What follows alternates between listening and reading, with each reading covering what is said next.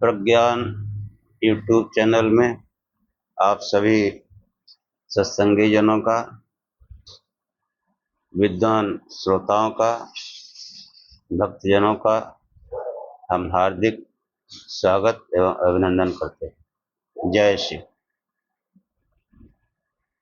पिछले एपिसोड में दान पर चर्चा हुई। दान का जो व्यापक रूप है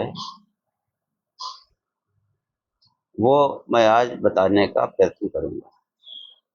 जो दान जो है वो किसी को मतलब भौतिक रूप से मदद कर देना ही नहीं है। इसका बहुत ही मतलब जो है व्यापक अर्थ है। उसी व्यापक परिप्रेक्ष्य में आज हम चर्चा करने का प्रयत्न करेंगे। तो पहले प्रार्थना हो जाए। या मेधां देवगणा पितरश्चोपासते तया मध्य मेधाग्ने मेधाविनं कुरु स्वाहा। हे अग्नि प्रकाश स्वरूप परमेश्वर, जिस बुद्धि की उपासना विद्वान ज्ञानी योगी जन करते रहे हैं, उसी बुद्धि से वर्तमान में आप मुझे भी बुद्धिमान कीजिए।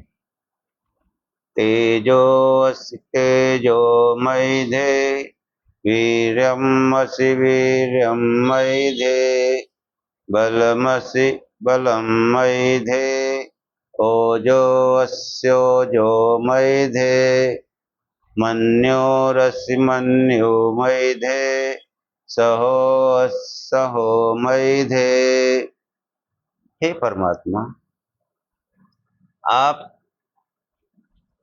तेज स्वरूप हैं, मुझ में भी तेजस्विता भरिए।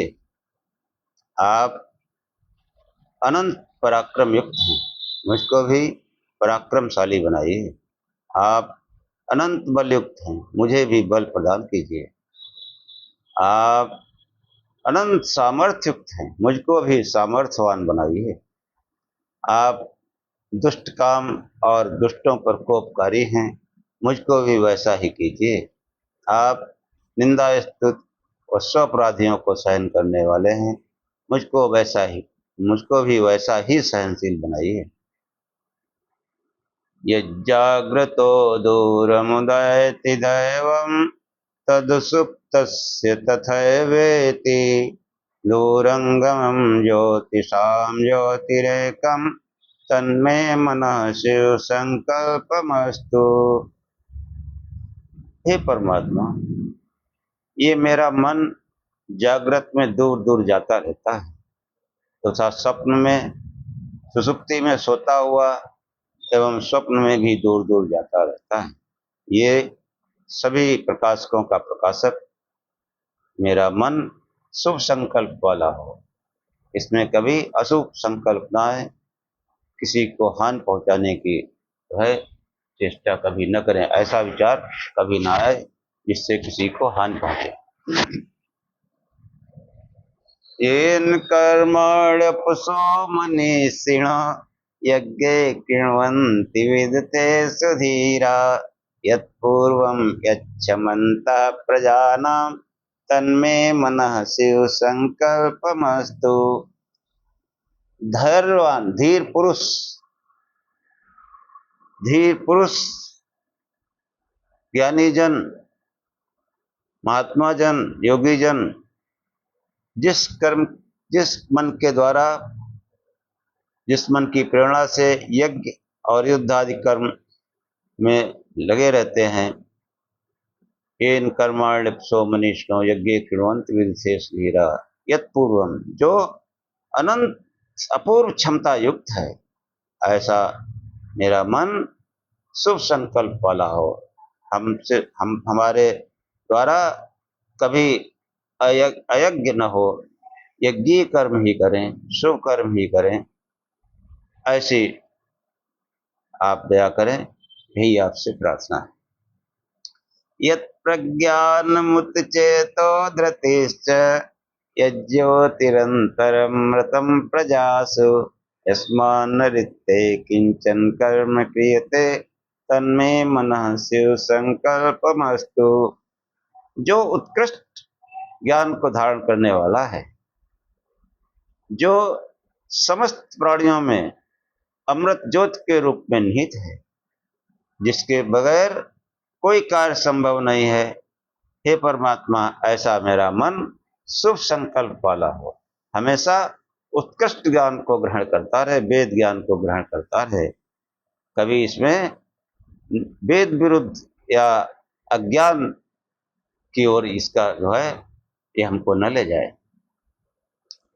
येनेदं भूतं भुवनं भविष्यत् परिगृहीत स्मृतेन सर्वं येन यज्ञस्तु आयते सप्तहोता तन्मे मनः शिव संकल्पमस्तु।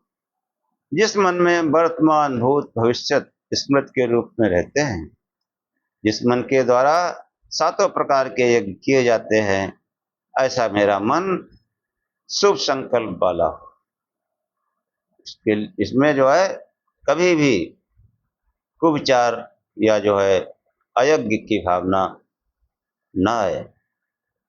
यस्मिन् ऋचा साम यजोषि यस्मिन् प्रतिष्ठिता रचना भाविवारा यस्मिश्चित्तं सर्वमोतं प्रजानां तन्मे मनः शिव संकल्पमस्तु। जैसे रथ के पहिए को दृढ़ करने के लिए नाभि से परिध तक अरे लगे रहते हैं, ऐसे ही मेरे मन में ऋक यज साम ये त्रय विद्या दृढ़ता से बनी रहे। मैं जो है अपना जीवन वेदानुकूल ही जीऊं, वेदानुकूल ही आचरण करूं, वेद के अन्यत्र वेद के विरोध में कभी आचरण न करूं। सुसारथिश्चान्यूयन्मनुष्या नेनीयते भी शुभिर्वाजिनोयो यत्प्रतिष्ठं यज्जिरं जविष्ठं तन्मे मनः शिव संकल्पमस्तु। जैसे उत्तम सारथी रथ को जो है सही लक्ष्य तक पहुंचा देता है, ऐसा है मेरा मन इस शरीर रूपी रथ को इस जीवन में सन्मार्ग पर ले जाए, कभी इधर उधर कुमार्ग में या कहीं भटका न दे। हम आपकी बहुत स्तुति करते हैं। असतो मां सद्गमय तमसो मां ज्योतिर्गमय मृत्योर्मामृतं गमय। हे परमात्मा, हे परम गुरु परमात्मा, मुझे असत्य से सत्य की ओर ले चलें, अंधकार से प्रकाश की ओर ले चलें और मृत से अमरता की ओर ले चलें। अब जो है व्याख्यान देखो, ये जो परोपकार और परसेवा जो है, ये वास्तव में दान का व्यापक रूप ये है। इसी का एक अंश दान है। तो मैंने विचार किया कि अभी जो है ये जो दान का जो आख्यान है वो अधूरा है, क्योंकि इसमें जो भी चर्चा पिछले आख्यान में हुई वो भौतिक वस्तुओं को प्रदान कर बात हुई। इसके अन्यत्र भी जो है परसेवा परोपकार वो भी जो है दान ही होता है, क्योंकि एक श्लोक आया है नित्य शतक में कि पिबन्ति नद्या स्वयमेव नाभ्या स्वयं न खादन्ति फलानि वृक्षा नादन्ति सस्यं खलु वारिवाः परोपकाराय सतां विभूतया। कि नदी अपना जल स्वयं नहीं पीती, वृक्ष अपने फल स्वयं नहीं खाते, जो बादल बरसने पर तमाम वनस्पतियां और औषधियां उत्पन्न होती हैं, उनको वो स्वयं नहीं खाता। ऐसे ही संत जन परमार्थ परोपकार के लिए ही इस संसार में आते हैं। तो ये संतों की जो महिमा है, वास्तविक जो है इस संसार की सेवा संत योगी ही करते हैं। हम जो कामना करते हैं कि हमको कोई सौभाग्य मिल जाए कि हम संत भक्त जनों की सेवा करें, सेवा हमारा जो तात्पर्य वहां पर इतना ही होता है कि हम उनको किसी प्रकार से प्रसन्न करें, कि उनकी दया दृष्टि हम पर हो जाए, क्योंकि उनकी दया दृष्टि से जीवन में जो बदलाव आता है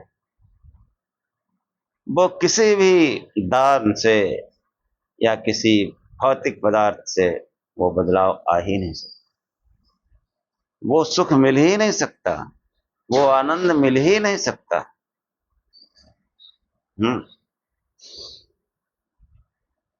और जिसको वास्तव में ज्ञान है, थोड़ा भी आध्यात्मिक है, तो उसके अंदर पर सेवा परोपकार की भावना अवश्य होगी। इसीलिए पर सेवा परोपकार हमारे अंदर बचपन से ही ऐसा संस्कार भरा जाता है, आगे कुछ करें न करें।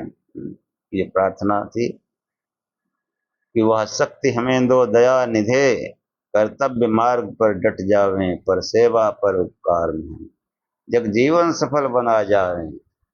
हम दीन दुखी निवलों विकलों के सेवक बन संताप भरें, जो हैं जग में भल फूले भटके उनको तारें खुद तर जावें।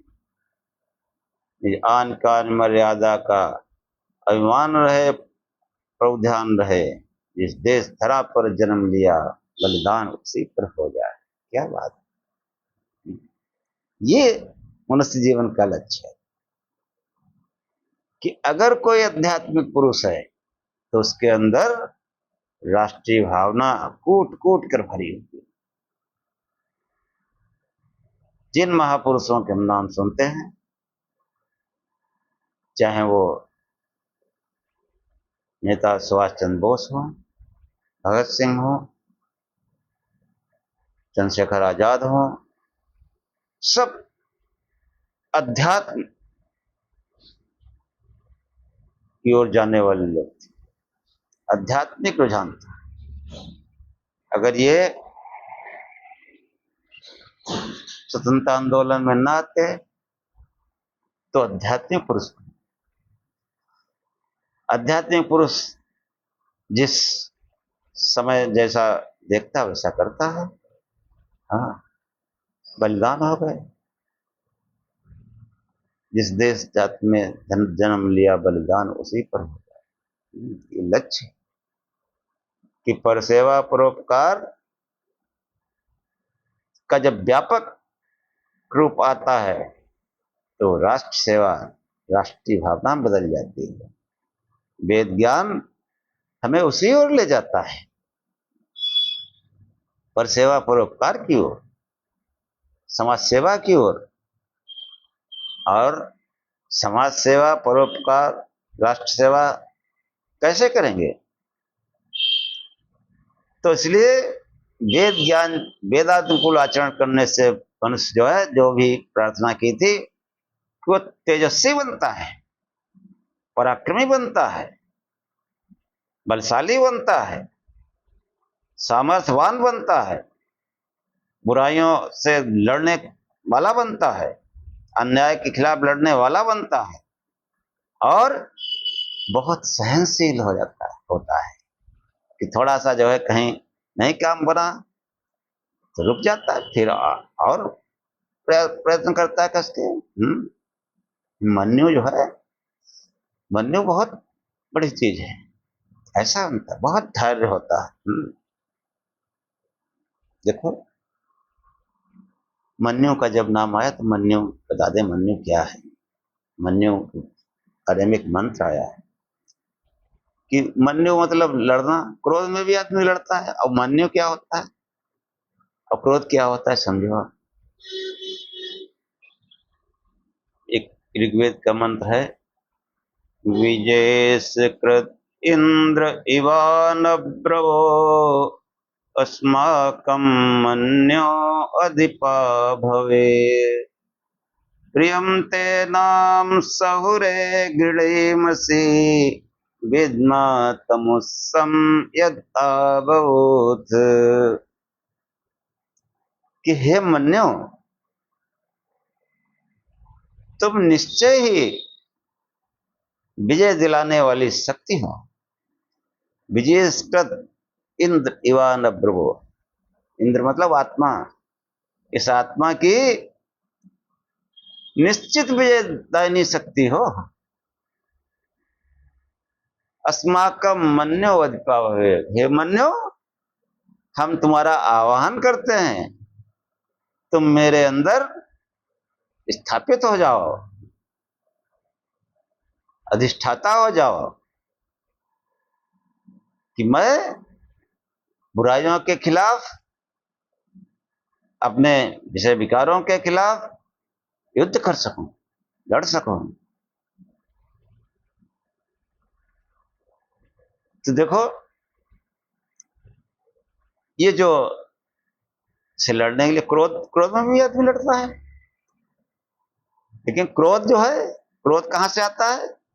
क्रोध विकार युक्त मन से आता है। क्रोध का जो उद्गम स्थल है वो विकार युक्त मन, मन में विकार होता है, क्रोध आ जाता है।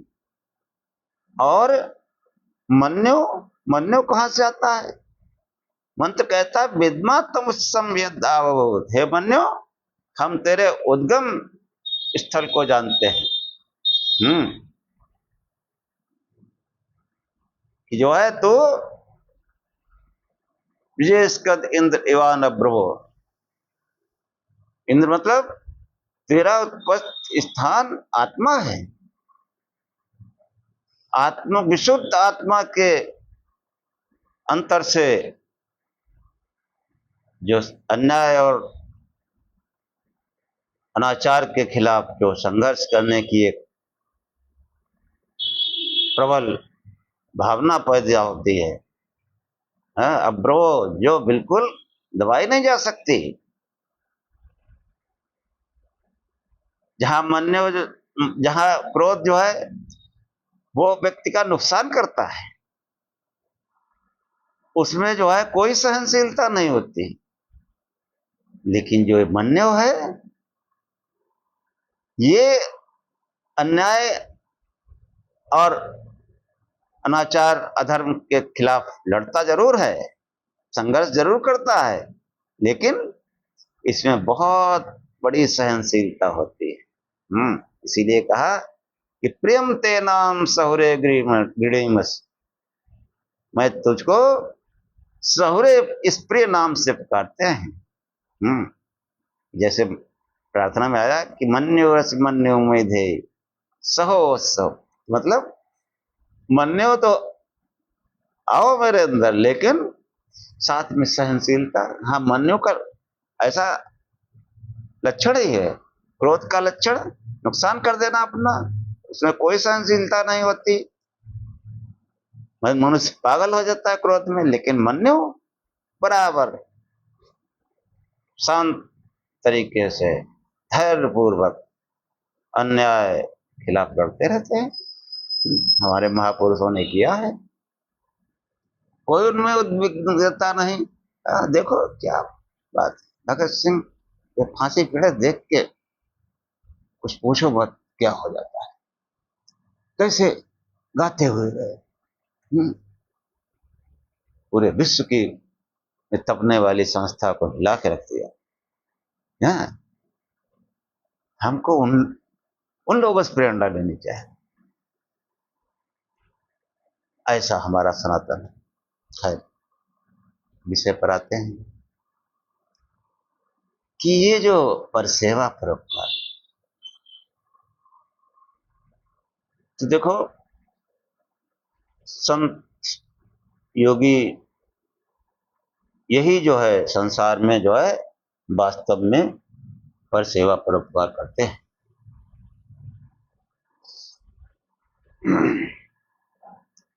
और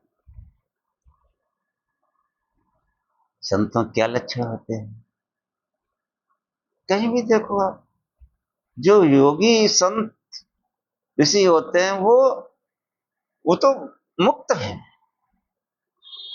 मोक्ष का आनंद उनको मिल चुका है। अब वो इस शरीर को संसार में क्यों धारण किए हैं? मानव मात्र प्राणी मात्र का कल्याण, प्राण मात्र, प्राणी मात्र कल्याण के लिए ही वो संसार में रहते हैं। और बराबर मनुष्यों को जो है सन्मार्ग में लगाते रहते हैं। हाँ, कल्याण, मनुष्य का कल्याण इसी में सर्वोच्च कल्याण निहित है कि सन्मार्ग में लग जाए। सन्मार्ग में लग जाए, फिर उसको किसी की जरूरत ही नहीं। वो जो है जो इधर उधर गलत रास्तों पे जा रहा है, उस उधर से किसी तरीके से मुख मुड़ जाए और सन्मार्ग में लग जाए, ईश्वरी मार्ग में लग जाए, सत्य की ओर लग जाए। जो नाना भटकाव है वो जो है उसके दिमाग में ऐसी बात बैठ जाए कि जो है ये सही नहीं है, सन्मार्ग ये है।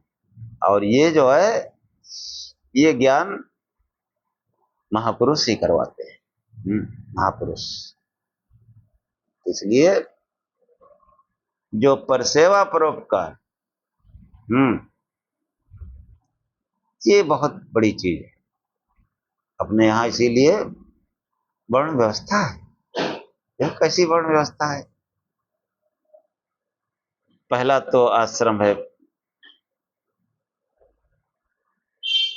ब्रह्मचर्य, आश्रम व्यवस्था को वर्ण व्यवस्था दूसरी चीज है। अब वो भी बताएंगे, एक दिन जाति पर ही बोलेंगे कि कैसी जाति व्यवस्था है, वर्ण व्यवस्था है, कैसा विकृत रूप आ गया है। वेदों में कैसे वर्ण व्यवस्था थी, वो बाकायदा वेदानुकूल बताएंगे। तो देखो ये जो संत जन है, योगी जन है, महापुरुष हैं, इनको बिना किसी निर्बल दुखी पीड़ित व्यक्ति का दुख हटाए बगैर चैन नहीं पड़ता। हाँ, चैन नहीं पड़ता। जो ईश्वर की ओर बढ़ा वो समाज कल्याण में न लगे, ये है ही नहीं। और ये जो आश्रम व्यवस्था है वो जो है जो धर्म अर्थ काम मोक्ष, हाँ, इनका आश्रमों से मतलब है। तो ये जो है व्यवस्था जो है उसमें देखो कैसा परोपकार वो है कि सबसे पहले तो ब्रह्मचर्य आश्रम है कि हम अपने को खूब ताकतवर बनाए, मजबूत बनाए, तेजस्वी बनाए।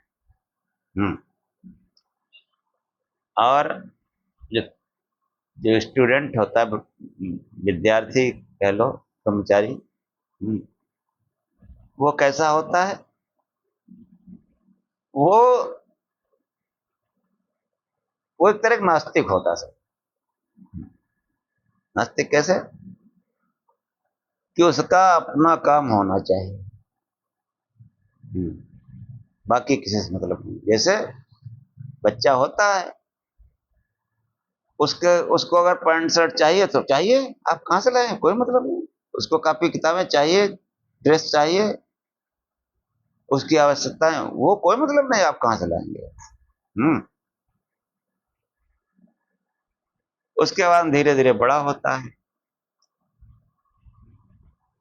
फिर शादी हो जाती, गृहस्थ। देखो गृहस्थ, यहाँ से महानता शुरू हो जाती है। हाँ, महानता। गृहस्थ जो है क्या होता है कि वो अभी तक जो था वो सिर्फ अपने बारे में सोचता था, अब वो दूसरे के बारे में भी सोचने लगता है।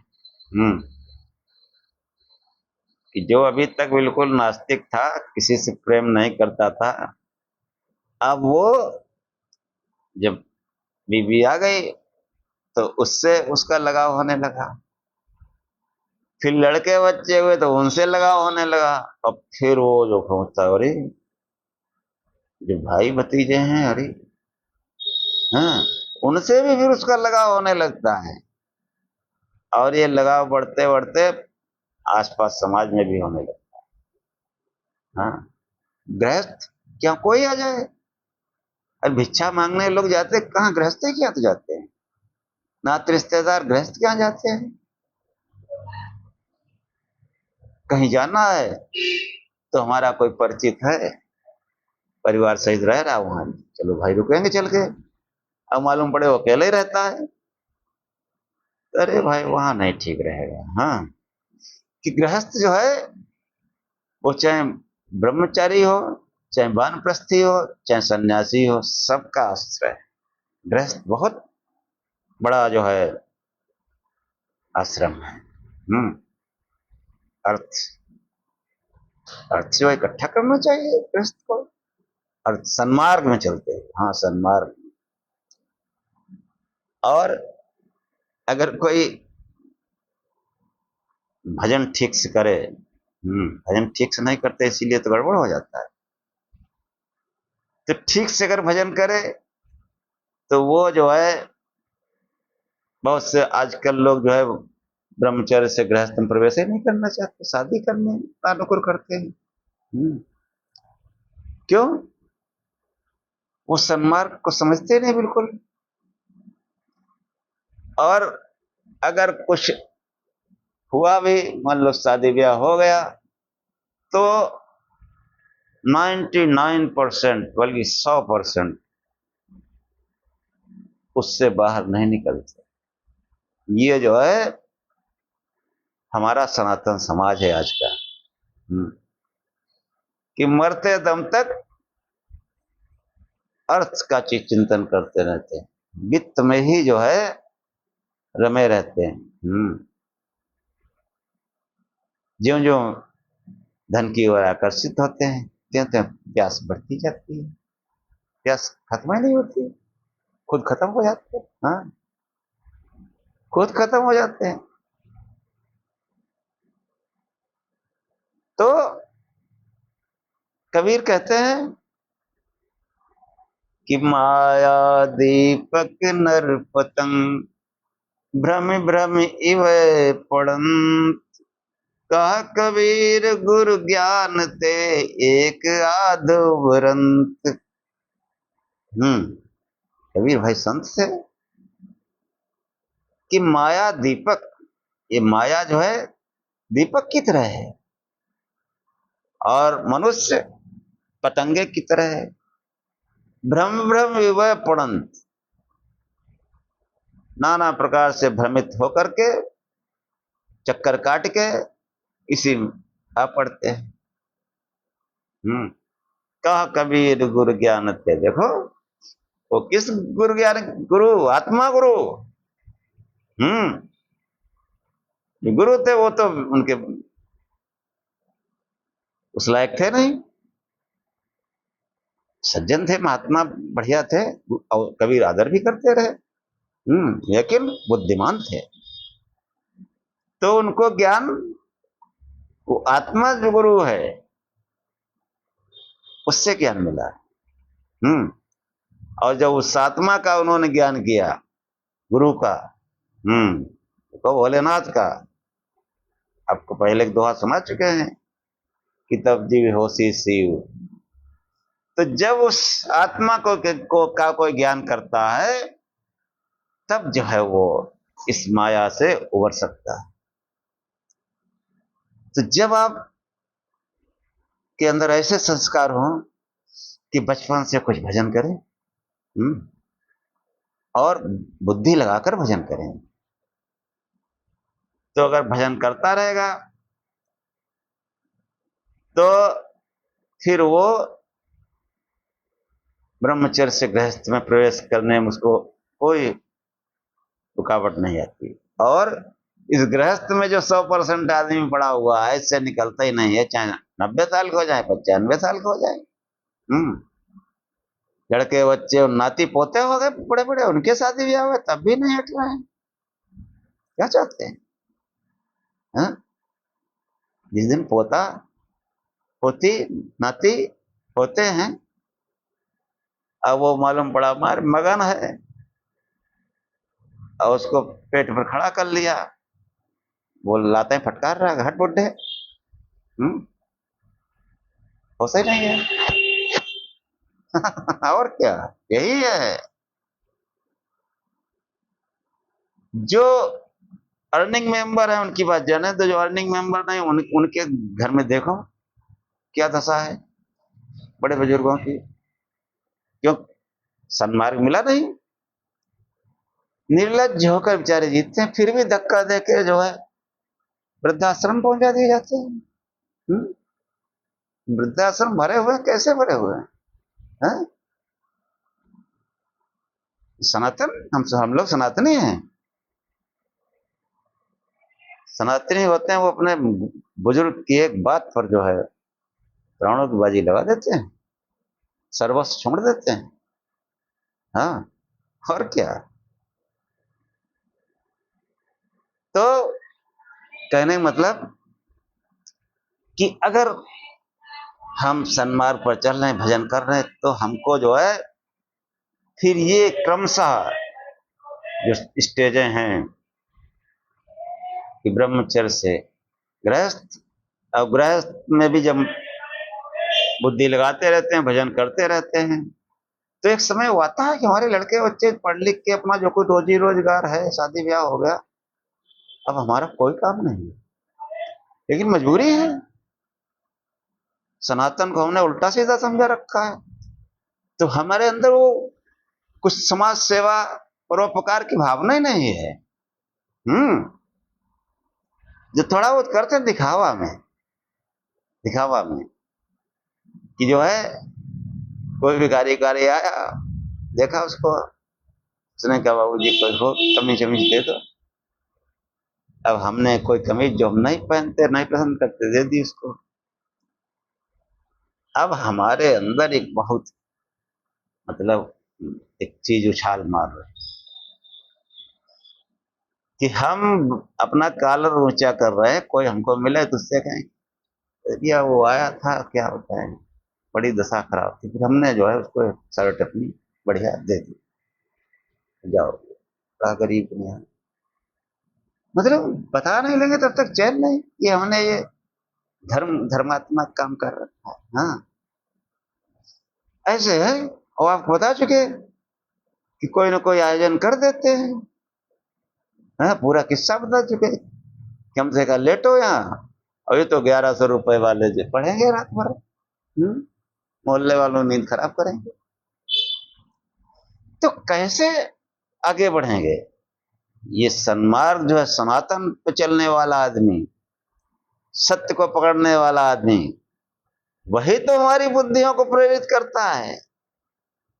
तत्सवितुर्वरेण्यं भर्गो देवस्य धीमहि धियो यो न प्रचोदयात्। वो जो है बुद्धियों को सन्मार्ग में प्रेरित करते ही नहीं, बस यहीं तक पड़े रहो। यहाँ तो वो माँ बाप ने जबरदस्ती शादी ब्याह कर दिया, अब चाहे बीवी बच्चे लड़ाए, चाहे मारो, चाहे मार खाओ, उसी में मरना है। भ्रम भ्रम में पड़न, हाँ, उसी में जीना मरना है। जिनके शादी ब्याह हो गए वो देखो, हाँ, जो दमदमाता चेहरा था मुरझा जाता है। क्यों? कि एक तो मान लो मेहनत करते उसका कोई वो नहीं है, घर में भी जो है कोई वैराग्यवान, कोई बुद्धिमान होता है, उसको लगता है कि हाँ भैया ये कोई कुछ है नहीं। क्यों? सन्मार्ग पर चलने हमारी इच्छा नहीं। और वैसा कोई हमको संस्कार भी नहीं है। जो लोग भजन करते रहते हैं, धियो यो न प्रचोदयात्, तो परमात्मा उनकी बुद्धि को सन्मार्ग में प्रेरित करती है। वो स्वयं प्रार्थना करने लगता है, भगवान इस माया जाल घर जंजाल से फुर्सत दिलाओ जल्दी। हाँ, वो ऐसा भी नहीं कि वो कर्तव्य से विमुख हो जाए। हाँ, वो अपने समस्त कार्यों को पूरा करके, लड़कों बच्चों की शादी ब्याह, रोजी रोजगार जो भी सब करके, अब वो जाएगा समाज सेवा में। हाँ, वानप्रस्थ जो है वो समाज सेवा का वो है। और समाज सेवा मतलब अब वो लोगों की जो है मदद में जुटा है, तन मन धन से। जो उसने अभी तक ज्ञान सीखा वो बता रहा है और नाना प्रकार से कर रहा है। लेकिन जब कुछ सीखा ही नहीं तो कहाँ जाए, पड़े गृहस्थी में। अब भगवान की माया है, उसको एहसास भी नहीं होने देती। नाती पोता खिला रहा, मगन है। हाँ, अब बहुओं की गाली भी खा लेता तो कोई बात नहीं, भाई हमारी बहू है, क्या कही लो, कोई बात नहीं। हाँ, अधीनाम से हम सरदासम, वो अधीन होकर के नहीं जी सकता। सनातन का अनुयायी अधीन होकर जीता है। हम्म गाली खा के नहीं जीता है। तो जब भजन करते रहेंगे, एक मंत्र आया स्वतः स्वरूपनिषद में कि भाव ग्राहम अनिड्याख्यम भावा भाव करम शिवम कला सर करम देवम ए विदुस्ते जहुस्तम। कि वो परमात्मा शिव भावना से ग्रहण किया जाता है। भाव ग्राहम अनिड्याख्यम, उसका कोई नीड नहीं है, मतलब आश्रय स्थल नहीं है। अपितु आख्यम वही संसार का आश्रय है। भाव ग्राहम अनिड्याख्यम भावा भाव कर्म शिवम, वो इस संसार का भाव भी कर देता है, अभाव भी कर देता है, नहीं रचना और संहार। वो शिव भाव ग्राहम अनिड्याख्यम भावा भाव कर्म शिवम। और वो कैसे संसार की रचना करता है? कला सर कर्म देवम, वह देव कलाओं से युक्त संसार की रचना करता है। ये विदुस्ते जहोस्तनम, उस शिव को जो जानते हैं वो अपने जीवन को उसके मार्ग पर अर्पित कर देते हैं। अपने जीवन को सन्मार्ग के लिए कुर्बान कर देते हैं, न्यौछावर कर देते हैं। हाँ, तो अगर किसी ने ठीक दिशा में भजन किया तो निश्चित रूप से वो सन्मार्ग में अपने को अर्पित कर देगा। इसीलिए जो है देखो, प्राचीन जो सनातन समाज हमारा था, जहां वो उम्र उनकी जो है 50 के ऊपर हुई, 60 के ऊपर हुई, 50-60 जब भी, हाँ वही शादी ब्याह गृह गृहस्थी वाला काम खत्म, तो वो वानप्रस्थ धारण कर लेते थे, समाज सेवा में शुरू हो जाते थे। और समाज सेवा करते करते करते करते वो एक एक प्राणी के अंदर, एक एक मनुष्य के अंदर वो शिव ही तो है। हाँ, श्री मानदेव कहा करते थे हमारे आचार्य, एक जगह एक फंक्शन में, सत्संगियों के यहाँ शादी ब्याह में भी जाते थे, जो कोई भक्त हो सत्संगी हो जाते थे वो। एक शादी समारोह में गए हम लोग। अच्छा, हम जितना भी मैक्सिमम समय होता था उनके साथ ही रहते थे, घर भी अपना देखते थे। लेकिन अगर कहीं मान लो लखनऊ आ गए तो उनके हम बिल्कुल साथ ही मिलते मैक्सिमम। तो गए तो उनके पास ही बैठे थे, तो मुझसे कहा, पांडे जी ये जितने तुमको खोपड़ी दिख रही है यहाँ भीड़ तो होती है शादी ब्याह में। सबने कहा हाँ बताइए। कि जितनी खोपड़ी दिख रही है, ये जिस दिन तुमको जो है ईश्वर नजर आए उस दिन समझना ज्ञान हुआ, उसके पहले भजन करते रहो। हम्म तो ये इसलिए बताया कि जो योगी हैं, जो ऋषि हैं, संत हैं, उनको जो है हर प्राणी में जो पीड़ा दिखती है, उनको अपनी पीड़ा दिखती है, उस पीड़ा को हटाए बगैर उनको चैन नहीं। और जब उसकी पीड़ा हट जाती है, वो प्रसन्न हो जाता है, तो उनका आत्मा से मनोमेल हो जाता है। आपको एक मंत्र के माध्यम से बात बताएंगे कि तम त्वमग्ने अमृतत्व उत्तमे मर्त्यं दधासि स्रवसे पुने दिवे दिवे यस्तातृषाणा उभयाय जन्मने मया कृणोसि प्रया च सूरये तम तमग्ने अमृतत्व उत्तमे। उस मनुष्य को तम तमग्ने अमृतत्व उत्तमे मर्त्यम दधात। मर्त्य मतलब मनुष्य। मर्त्यम दधात, उस मनुष्य को देते हो, क्या देते हो? हे अग्नि, हे प्रकाश स्वरूप परमेश्वर, तम तमग्ने अमृतत्व उत्तमे, उसको उत्तम अमृतत्व को जो है प्रदान करते हो रोज। मर्त्यम दधात सबसे दिवे दिवे, दिन प्रतिदिन, सबसे मतलब ऐश्वर्य भी और अमृतत्व भी। तम तमग्ने अमृतत्व उत्तमे मर्त्यम दधा श्रम से दिवे दिवे। किस मनुष्य को? अगली लाइन में है कि तृषाणा उभया जन्मने, जिसको प्यास लगी है, उत्कट प्यास लगी, तृषाणा, जिसके अंदर ये दूसरे के कष्ट हटाने की तृष्णा है। हाँ, तृष्णा को इसको पॉजिटिव में अर्थ लीजिएगा कि दूसरे के दर्द को, दुख को हटाने के लिए जिसको उत्कट प्यास लगी है। यस्ता तृषाणा उभया जन्मने, उभया जन्मने मतलब मनुष्य और मनुष्येतर प्राणी, प्राणी मात्र का हो। उभया जन्मने मतलब मनुष्य और मनुष्येतर प्राणी, इनके जो है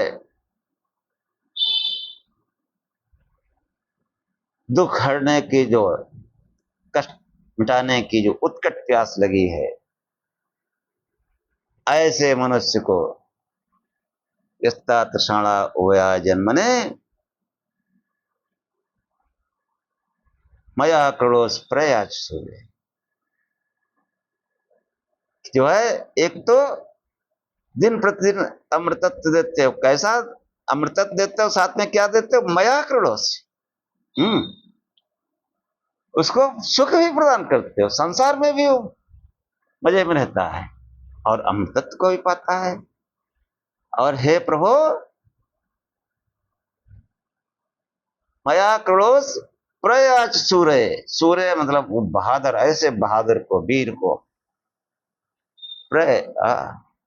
उसको भोजन भी तुम्हें देते हैं। हाँ, संत महात्मा ऋषि जन है, उनको भगवान खिलाता है। हाँ, अब भगवान तो ऐसे आएगा नहीं थाली लेकर, वो किसी न किसी मनुष्य की प्रेरणा भरता है। जाओ भैया, महात्मा है, उनको भैया भोग ले जाओ भोजन। भीख नहीं मांगनी पड़ती है आत्मज्ञानी को, उसके लिए भीख लाते हैं लोग। हाँ, श्रीमान देव अपना किस्सा बताते थे कभी, अब एक एपिसोड उसी बनाएंगे अपने आचार्य के ऊपर। वो कहते हैं पंडित जी बहुत संसारिक कष्टों में थे, और फिर जब ज्ञान मिला, कहां से मिला, कैसे मिला, सब बताएंगे। तो कहे पंडित जी, जब मैंने भजन शुरू किया और एक छोटी सी दुकान करते थे पान की, हाँ, तो कई वहां जो है कि पहले जो लोग हमसे जो बात करना पसंद नहीं करते थे, जो शकल देखना पसंद नहीं करते थे, वो जो है कि उनके घर में जब कोई अच्छी चीज बनती थी, जब हमने भजन किया तब कहते जाओ उनको दे आओ, महंत को, सेठ को। उनका सेठ भी नाम था, महंत भी नाम था, कई नाम थे, बताएंगे। तो कि वो जो है घरों से कि पांडे जी बढ़िया बढ़िया चीजें बन बन के आती थी। हाँ, कोई मतलब नहीं, जाओ उनको दे आओ। ओके, हम कपड़े भी नहीं तो पहने थे। ये भजन का प्रभाव, ये क्योंकि आत्मज्ञान हो चुका था उनको। तो दुकान पर भी जो है बराबर सत्संग करते हैं, बराबर जो आया शुरू, जो आया शुरू, रात दिन। हाँ, कहते सरकारी दुकान है, ये लो सामान, अब जाओ भैया, खिटखिट मत करो, पैसा देना हो दे दो, नहीं तो सरकारी दुकान है जाओ। कहते पंडित जी बिल्कुल टाइम से खोलना दुकान और टाइम से बंद कर देना, 5 बजे बंद और 10 बजे खोल देना। कि बिक्री होगी कि नहीं होगी, वो सरकारी दुकान है, भगवान की दुकान है। कर्म कर रहे हैं। तो कहने का मतलब कि मया क्रोश प्रयाज सूर्य तम तमग्ने अमृतत्व उत्तमे मर्तम दधा स्रव से दिवे दिवे इस्तातषाणा उभयाय जन्मे मया क्रोश प्रयाज। इसलिए बताया कि जब कोई परसेवा परोपकार वास्तव में जुटता है, तो उसको परमात्मा जो है अमृतत्व प्रदान करता है। क्यों अमृतत्व प्रदान करे? अमृतत्व क्यों प्रदान करे? कोई हमारा कल्याणकारी लक्ष्य हो तब तो प्रदान करेगा। है? या हम जो है कुछ अपना कोई ऐसा अहंकार अपना जगा रहे हैं, इसलिए कर रहे हैं प्रार्थना। अहंकार जगा क्या सब नष्ट नष्ट कर डालोगे किसी को? होश में रहना, वैसे ही पूजा करते हैं गदाधारी, एक ही उसमें तुम चूर हो जाओगे। 9 दिन व्रत रहा हूं, समझ लो सिद्धि है हमको। हाँ, ये अहंकार पोषित करते हैं। दम्भा अहंकार संयुक्ता काम राग बुलान्विता, भगवद गीता में आया है कि शास्त्र भीतम गौरम तप्यते तपोजना दम्भा अहंकार संयुक्ता काम राग बुलान्विता कर संतम शरीरस्थम भूत ग्रामम चेतस तेसाम निवद्याम आसुरी। हाँ, कई श्लोक हैं।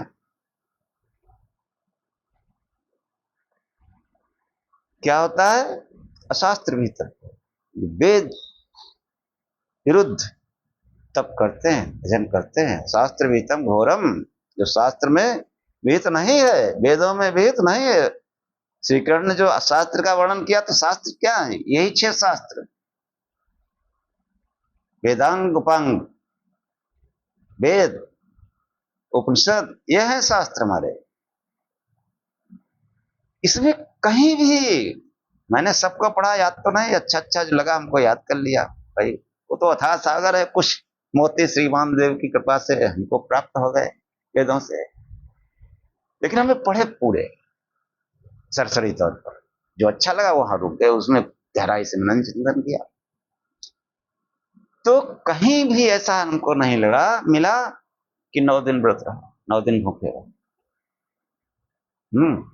श्री कृष्ण कहते हैं कि अशास्त्र विहितम घोरम तप्यन्ते तपोजना, जो घोर तप करते हैं, जिसका शास्त्र में कोई वर्णन नहीं है,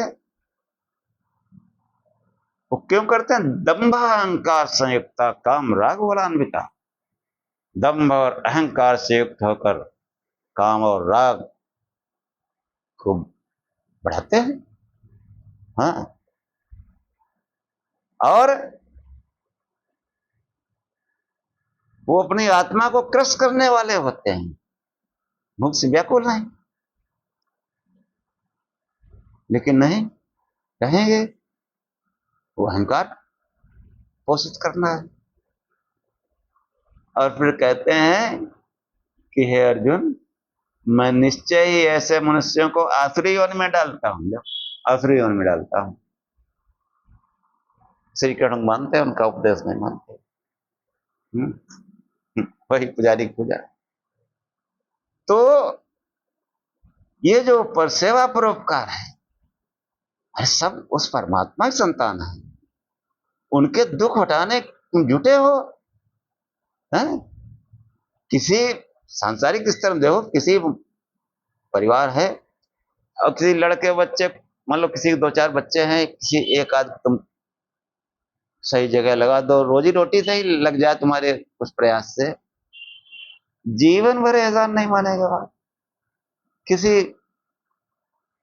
लड़की वड़की की शादी कोई अच्छी जगह आपके प्रयास से हो जाए, जीवन भर मानेगा। हुआ तो उसके भाग्य से ही था, उसके संस्कारों से हुआ, लेकिन आप बीच में जो है, तो वो जिसको उधर जाना तो जाएगा ही, आप निमित्त हैं। तो उस निमित्त की वजह से ही, जैसे सांसारिक पिता जो है उसको उस पर मतलब बड़ा खुश होता है, बड़ा दिल से दुआएं देता है, ऐसे ही उस संसार का जो रचने आ रहा है, सब जीवों का वही पिता है। तो उस जीवों की सेवा में जब आप लगे हैं, तो उस पिता की दया क्यों नहीं होगी आप पर? उसकी दया ही तो अमरता है, वही अमृतत्व है। तम तम अग्नि, हाँ, जो है, हे अग्नि, हे प्रकाश स्वरूप परमेश्वर, उस मर्त को, उस मनुष्य को, मरणशील मनुष्य को तुम दिन प्रतिदिन अमृतत्व देते हो। किस मनुष्य को? होया जन्म, जिसको जो है मनुष्य और मनुष्यतर प्राणी के को जो है संकट हटाने के लिए उत्कट प्यास लगी है। प्राणी मात्र के दुख दूर करने की उत्कट प्यास लगी है। ऐसे मनुष्य को है प्रकाश स्वरूप परमेश्वर तुम अमर पद देते हो, अमृतत्व देते हो, मया क्रोश, और सुख भी देते हो, सिर्फ सांसारिक ऐश्वर्य सुख भी देते हो। प्रयाच सूर्य, ऐसे वीर पुरुष के लिए सनातन प्रचार करना कोई इतना आसान काम थोड़ा है, कलेजा चाहिए उसके लिए। कितना तो आडंबर फैला हुआ, आडंबरी, कितना गुस्सा आ जाते हैं जब सत्संग फेस टू फेस होता है। गुस्सा जाओ भाई, गुस्सा आ जाओ, हाथ जोड़ लें, माफी मांग लें, लेकिन हम कैसे कह दें? सनातन का जो ज्ञान है, जो वेदों से हमने वर्षों के प्रयास से पढ़ा है, आचार्य के सानिध्य में, किसी तत्वज्ञानी के सानिध्य में, वो कैसे हट जाएगा? जीवन का एक ही उद्देश्य है, सनातन का प्रचार, वास्तविक सनातन, वैदिक सनातन, पौराणिक नहीं। पौराणिक सनातन से ही तो ये गिरावट आई है।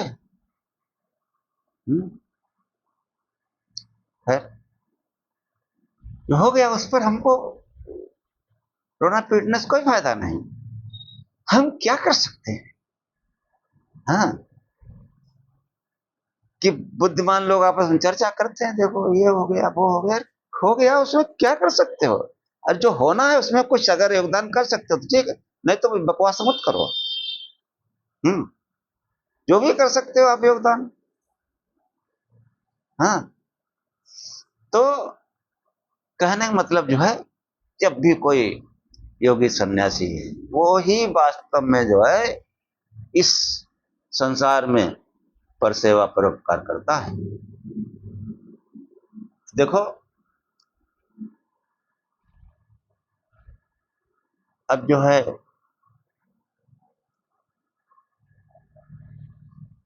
बात करेंगे कि देखो कि ये जो जीव है, हाँ, ये जीव भी ब्रह्म है, और परमात्मा पिंड ब्रह्मांड के पीछे मूल में जो ब्रह्म है वो तो है ही है, ये आत्मा भी ब्रह्म है। किस देह में, इस पिंड में, अध्यात्म में जो सत्य वस्तु है क्या है? वो आत्मा है। और ब्रह्मांड के मूल में जो सत्य वस्तु है वो ब्रह्म। हाँ, ये पिंड जो है छोटा ब्रह्मांड है, यही जो है ज्ञान का साधन है, और कोई नहीं। देखो, इसको बहुत गौर से सुनना, इस फार्मूले को, कैसे ब्रह्मांड और पिंड की एकता है। कि शब्द की उत्पत्ति कहाँ से होती है? ब्रह्मांड में, आकाश से। शब्द की उत्पत्ति आकाश से होती है। और हम लोग वाणी से बोलते हैं शब्द, ये शब्द जो है कहाँ चला जाता है? आकाश में तो जाता है, ब्रह्मांड में। ब्रह्मांडिक मूल ब्रह्म है। हम लोग जो सांस लेते हैं, ये कहां से हमको सांस मिलती है? वो ब्रह्म जो है वो सांस ले रहा है। ऐसे मतलब लोक व्यवहार में ऐसे बात करनी होगी। उस जो है निराकार सत्ता, निर्गुण सत्ता की अगर जो है हम भद्र जनों में ऐसी बात करेंगे कि संसार में जो वायु बहती है, ये मनुष्य के फेफड़े चल रहे हैं। विराट पुरुष के रूप में बात कर रहे हैं। ये संसार में वायु बहती है, ये मनुष्य के फेफड़े चल रहे हैं। अब कोई लंबी सांस ले लेता है तो आंधी तूफान आ जाता है। अब उसकी वायु से ही हम सांस लेते हैं। अब कैसी सांस लेते हैं? जो लेते हैं वो तो शुद्ध लेते हैं, और जो छोड़ते हैं अशुद्ध। हम्म अब फिर वो साफ करके हमको देता है। देखो कितनी दया है, इसको समझो। और हम जो छोड़ते हैं वो भी ब्रह्मांड में चली जाती है, और जो लेते हैं वो भी ब्रह्मांड से ही लेते हैं। ऐसे एक एक चीज पर सोचेंगे तो ये जो है, ये ब्रह्मांड और पिंड दोनों की एकता है, समन्वय है। और ये जो आत्मा है वो परमात्मा है। इस आत्मा का जो है उस परम आत्मा से संबंध है। अब हम बहुत जल्दी ओंकार का जो व्याख्यान बोलेंगे, उसमें इस कनेक्शन आप क्लियर होगा कैसे है। और योगी जो है वही करते हैं। ओंकार की व्याख्या करेंगे ओम की, उसमें आपको पता चलेगा कैसे कनेक्शन है, और ये कैसे जो है उधर जाते हैं। तो कहने का मतलब ये जो है कि जो परोस पर सेवा परोपकार वही कर सकता है जो सन्मार्ग में चल रहा है। तो हमारे जो ऋषियों ने, महापुरुषों ने, योगियों ने जो उपदेश किया, उपदेश इस बात के लिए किया कि ये जो है भजन करने लगे, प्रसन्न हो जाएगा, आनंदित हो जाएगा, दुख दूर हो जाएंगे। देखो पिछले एपिसोड में बताया था कि वो जो है शिव ज्ञान से जीव सेवा सर्वोत्तम है। हाँ, ये दान की सर्वोत्तम अवस्था है कि हमारे प्रयास से पहले तो हम प्रयास करें, हम खुद ही सन्मार्ग को पकड़ें, और जब हमको लगे हाँ ठीक ठीक सन्मार्ग पकड़ लिया है, वाकई सन्मार्ग पकड़ लिया है, तो फिर दूसरे को भी बताएं। हाँ, एक सज्जन हमारे पास आए, सत्संग सुना उन्होंने, सब बताया पूरा, जो भी आप पूरे व्याख्यानों में सुन रहे हैं, शॉर्ट में बताया। एक दिन समझ में आ गया उनके, एक शिव शिव जपना चाहिए। और गए अपने मोहल्ले में जो है बताया, तो लोग बिगड़ गए उनसे, क्या तुम बकवास करते हो। फिर दूसरे सत्संग में आया, हमसे कहा भाई साहब, तो हमने लोगों को बताया तो ऐसे ऐसे कहने लगे। हमने लोगों को बताया, पहले बताओ तुम्हारे घर में अलमारी कम हुई कि उतने ही रखे हैं दर्जन भर? चुप। हमने जो तुम्हारा जो ढंग देखेंगे, आचार्य बनने घूमते हो। अरे पहले आचार्य मतलब होता है आचरण। मैं जो आपको बता रहा हूं, अगर मैं उसके विरुद्ध आचरण करूंगा तो कैसे आप मानेंगे? मेरी अगर अलमारी भरी होगी, तुमसे कहें कि जो है एक परमात्मा की पूजा करो, शंकर भगवान काली करो, बाकी बेकार, चलेगा ये ज्ञान? उल्टे जो है लज्जित होना पड़ेगा। हमने कहा पहले शिव शिव जपो, वो गुरु जो है अंदर आए तब ये कार्य करो। वो गुरु जो है तुमको बल प्रदान करेगा, हाँ, तेज प्रदान करेगा, बल प्रदान करेगा। उस तेज के ही सम्मुख तो ये आडंबर नहीं चलता। आम आदमी कहेगा तो लोग नाराज हो जाएंगे, झगड़ा शुरू हो जाएगा। हम्म किसी महान योगी का दिया हुआ ज्ञान है। हम तो हमको तो खाली भोंपो समझ लो। दिमाग में बैठा दिया। ज्ञान तो श्रीमान देव का ही है, उसको बताने का प्रयास करते हैं। डाकिया है हम, डाकिया। डाकिया बनने में बहुत आनंद है। तो क्यों? वो जानते थे ये पढ़ा लिखा आदमी है, इसका कल्याण ऐसे ही होगा जब ये लोगों को अपनी बौद्धिक क्षमता से, अपनी मेधा से समझेगा। सन्मार्ग उन्होंने पकड़ा दिया हमको। कह लो ये है आचार्य, हमको मानते हैं। अब गुरु तो को उनको कोई कह ही नहीं सकता था, कह देता गुस्सा हो जाते। कहते गुरु कहते हो, हमारी दुर्दशा करना चाहते हो क्या? हाँ, पांडे जी, एक आध लोगों ने हमसे गुरु कहा, फिर उन्होंने हमको बहुत सताया कि मना करते रहे गुरु मत कहो। लेकिन तो ये ऐसा मार्ग है कि जो है ये सन्मार्ग अगर पकड़ लिया तो परसेवा परोपकार क्यों नहीं होगा। और यही इस जीवन का ध्येय है। परसेवा परोपकार में हम जगजीवन सफल बना जाए। हम दीन दुखी निगलो निकलो, प्रार्थना पढ़ते रहे। हम भी पढ़ते रहे, आप लोग भी पढ़ते रहे, लेकिन विचार विचार विचार बड़ी चीज है, बहुत बड़ी चीज है विचार। विचार के संबंध में एक श्लोक सुनाएंगे और उसके बाद में इसको हम यहीं कंक्लूड करेंगे।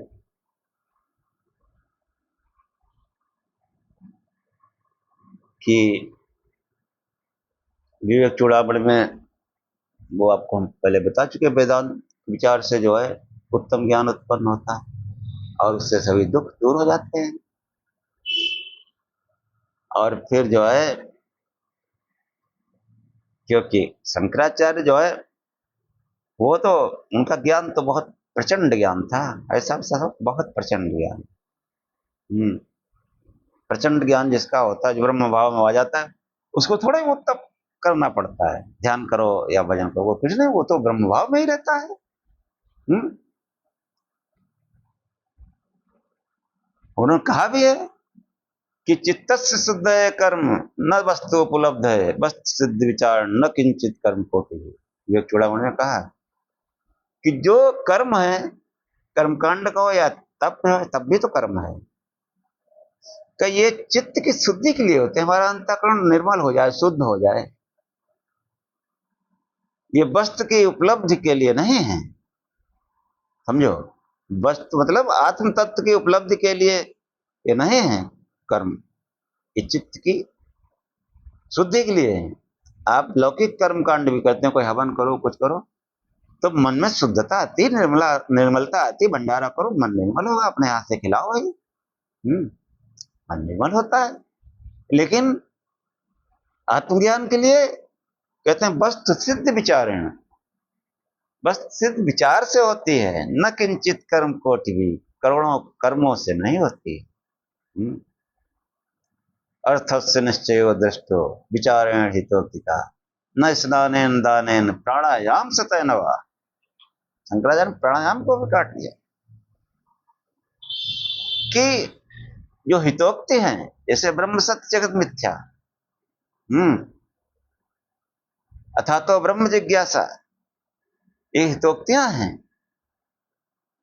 इन पर जो है विचार करने से, अर्थस्य निश्चय दृष्टि, अर्थ का निश्चय करना, हितोक्तियों पर विचार करना,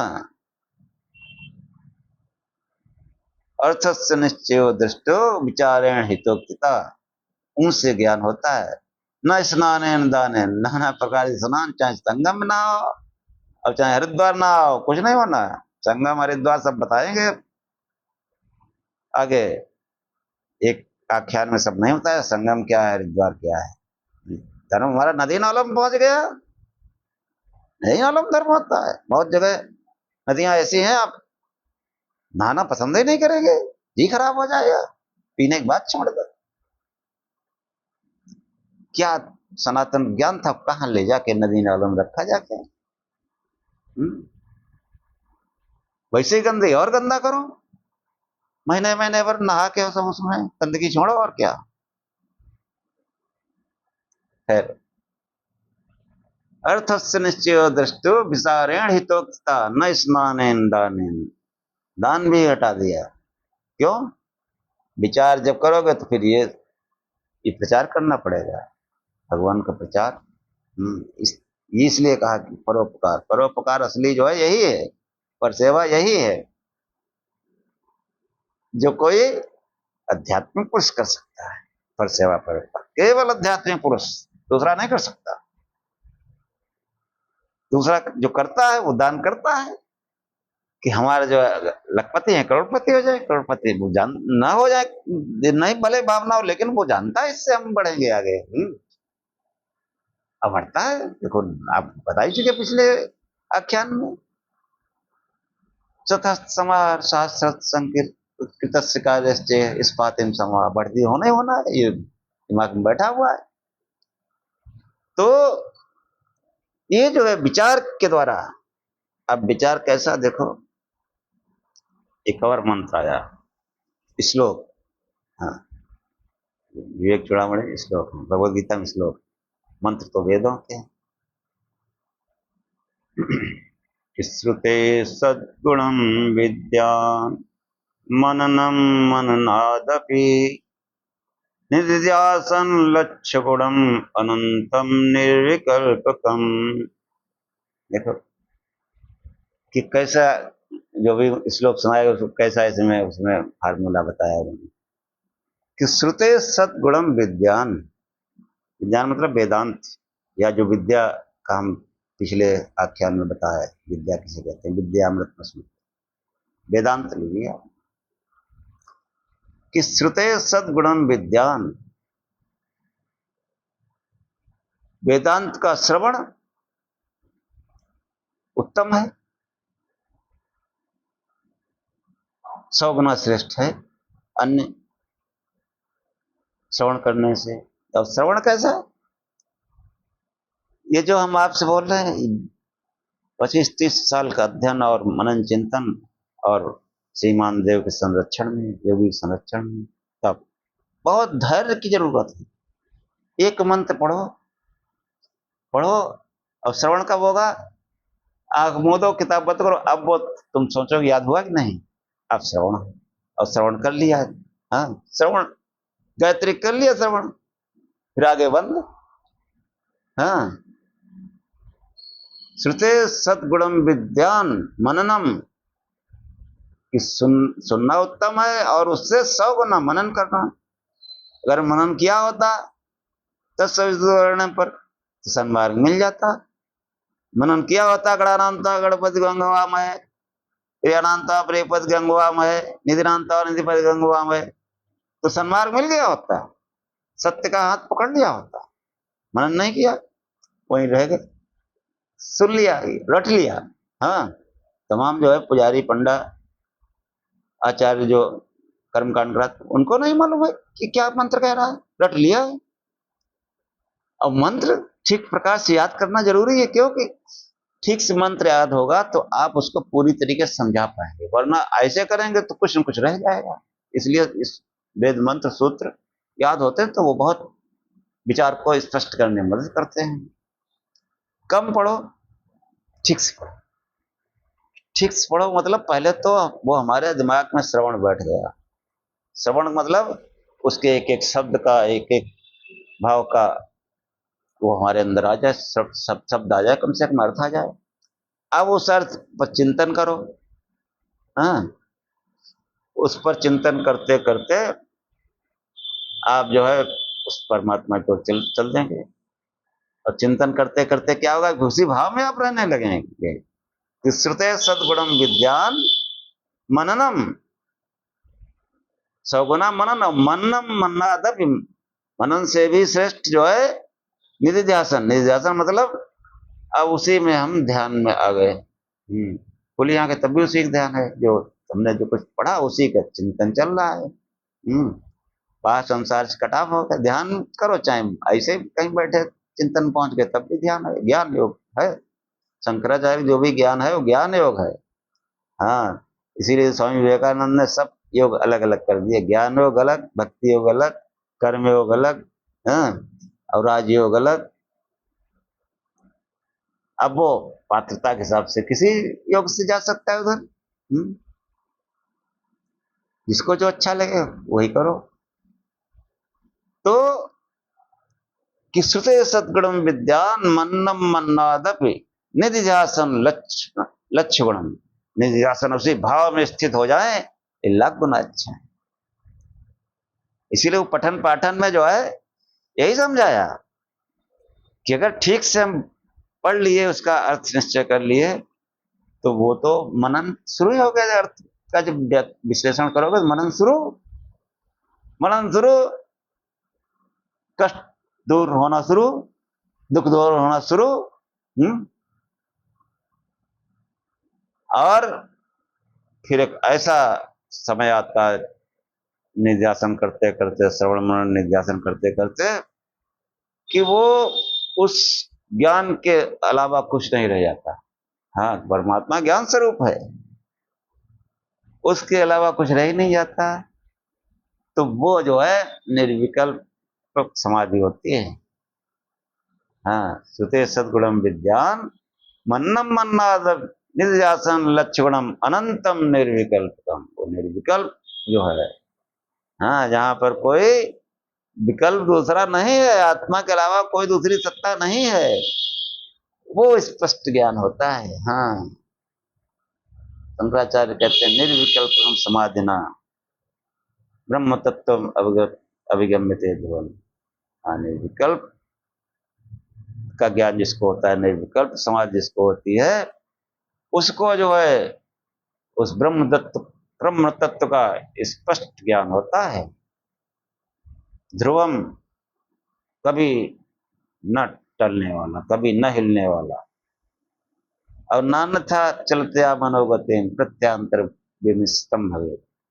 इसके नीचे का जो ज्ञान है हम जैसे लोगों का, कि बुद्धि वेद से वो अलग अलग जान पड़ता है। हाँ, उसमें मिक्सचर रहता है। तो खूब शिव शिव जपे, पढ़े लिखे लोग हैं वो वेदांत का चिंतन करें, उपनिषद पढ़े। शिव शिव जपेंगे तो गुरु अंदर प्रवेश करेगा, समझाएगा।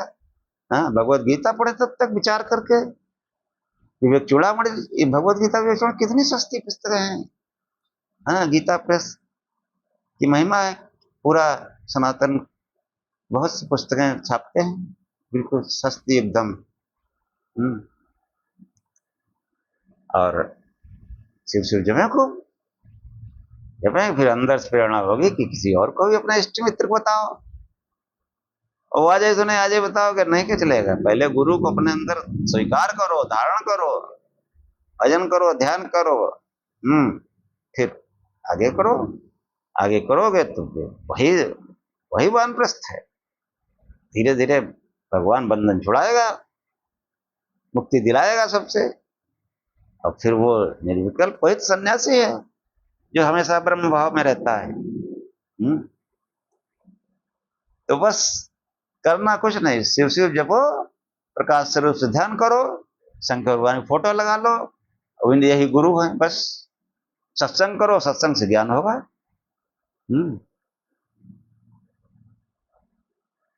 तो बस यहीं पर आख्यान खत्म करते हैं। जय श्री।